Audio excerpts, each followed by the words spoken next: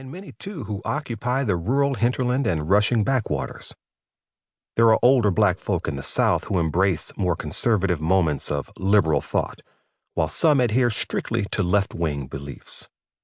And there are younger black folk by the thousands who embrace the democratic socialism of Bernie Sanders, even as they spar with their black peers or elders in every region of the country that favor more moderate views.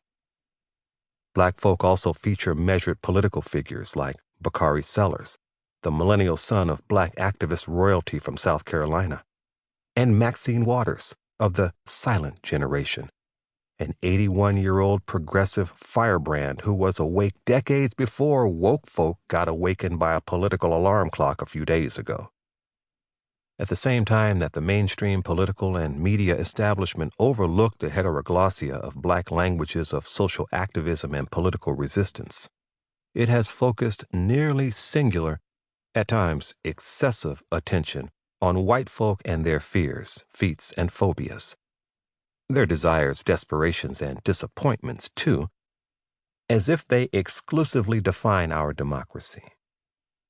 When important white ideas and issues are engaged in exclusion from black ideas and issues, it makes the white ones seem essential, natural, normal, and definitive, and the black ones appear inessential, abnormal, aberrant, and incidental.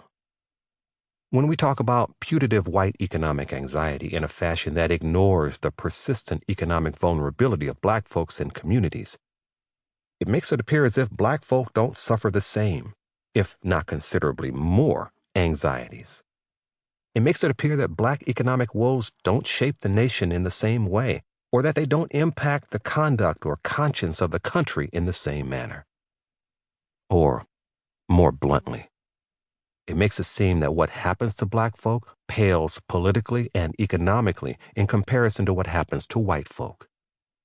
When political actors and media pundits spotlight the suffering of the white poor, underscore the plight of the white middle class, or focus on the doings of the white wealthy, while ignoring those of their fellow black citizens, it suggests, at best, a harsh dismissal of vast regions of black thought and experience, and, at worst, a two-tiered Jim Crow system of stunted political analysis and stymied social conscience. Into that unforgiving gap steps the remarkable Tiffany Cross. In all my 50 years of racial resistance, my 40 years of political activism, my 35 years of scholarship, and my more than 30 years in media commentary, I have rarely met anyone as talented as Tiffany Cross. She tells hard black truth to often clueless white audiences with panache, humor, insight, sophisticated sass, and enormous erudition.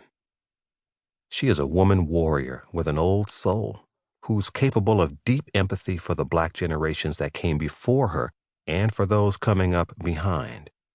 She is deeply learned about the political behavior of black folk who endured naked American terrorism in the South under Jim Crow, and those who endure police terror in the North under the post-Obama Trump racial apocalypse. Cross can specify the complicated character of black political behavior.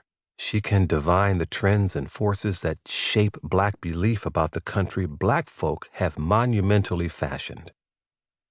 Cross pays serious attention to black unemployment and ideological variety.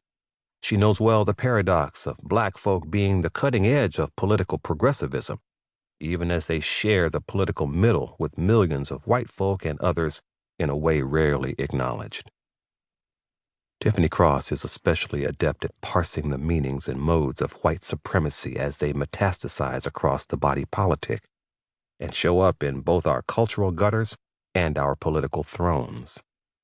She insists on television, as she does brilliantly in this magnificent book, that white folk see black folk and hear black folk and study the political terrain that black folk so colorfully and creatively inhabit. She holds the white media to account, takes its pundits to task for speaking of the working class without stipulating that it's the white working class, the same white working class that went for Donald Trump hook, line, and sinker. As she makes clear,